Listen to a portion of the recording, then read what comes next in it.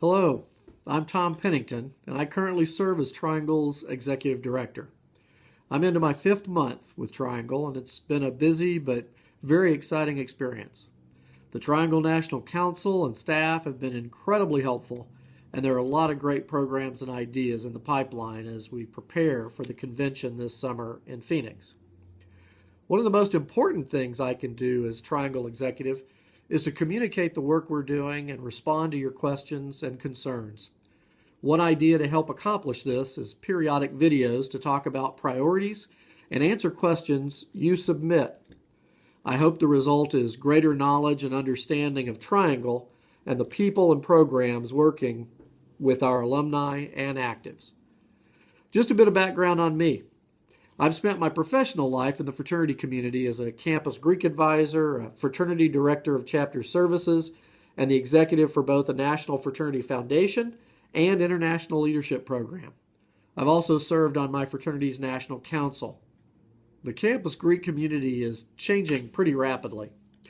I believe our groups are still as relevant as ever, but we must meet the needs of students and the expectations of our host institutions if we want to continue to grow and thrive.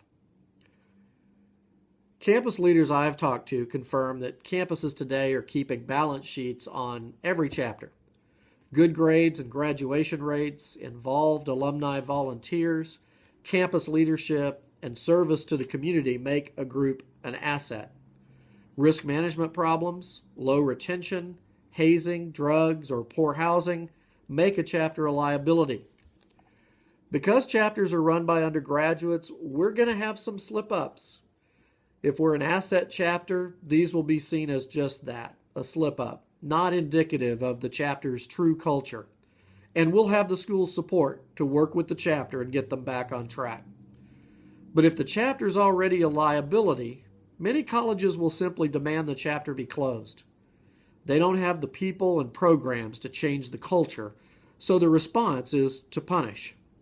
They know if the fraternity comes back years later, they'll have a new model chapter with no bad habits.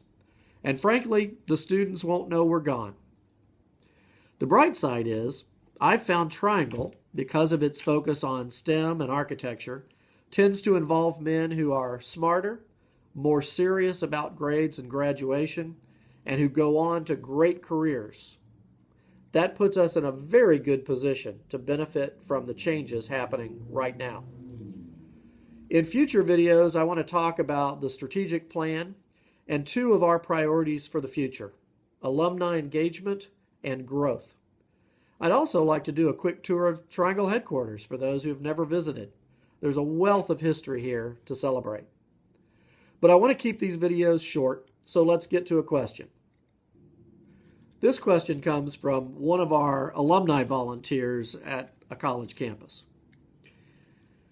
What are your thoughts on the growing anti-fraternity sentiment on campuses from university leadership and students? And even though we continuously try to represent ourselves in the best light possible, how do we overcome the public image damage done to Greek life by the few problem fraternities on campus?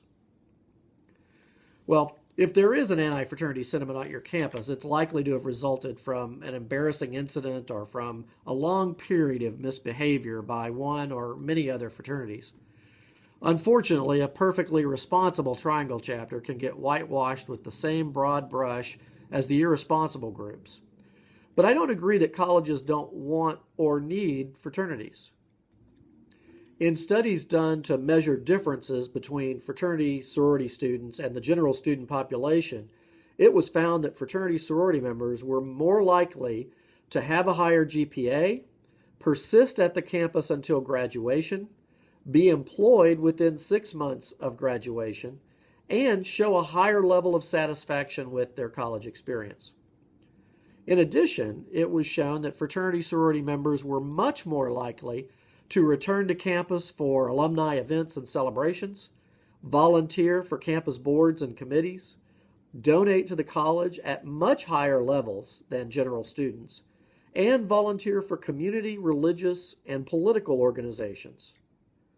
We are good students and great alumni. But sometimes the actions of a few can embarrass the college to the point where they wonder if we're really worth it. And in today's instant news cycle, no college wants to be in the news for anything negative. So what can we be doing? Well, first, as I indicated earlier, make your chapter an asset. Make sure your GPA is high and support your members to graduation. Get involved as leaders on campus.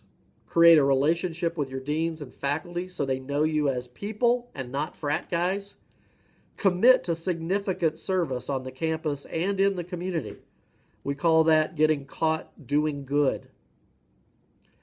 These are all things that should already be a part of our chapter focus. But don't just do it, make sure you're also publicizing it. Do chapter e-newsletters each month or term to document your efforts. Take out an ad in the campus paper to celebrate the highest fraternity GPA. Post photos from your service project in your social media feed. It's not enough these days to just do right. We need to promote the fact that we're making a positive impact and giving our men a great experience. It's extra effort, but it can pay off later if other fraternities fail. I hope that answer helped a bit, and I look forward to more questions from our members. Until the next video, live the ethics and make your chapter an asset. I'm proud to be working with Triangle.